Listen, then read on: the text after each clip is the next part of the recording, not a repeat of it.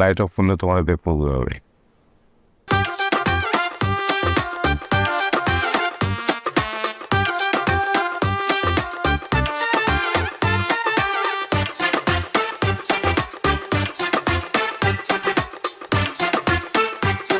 শোনো, আমি একটু বাইরে যেতেছি ম্যাক্সিমাম 10 মিনিটের জন্য। রিয়া কই? আমি তো রিয়া।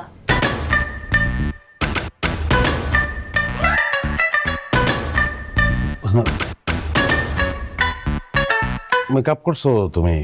মেকআপ করব কেন? মেকআপ তুলে ফেলছি। হ্যাঁ, এটাই আমার আসল রং।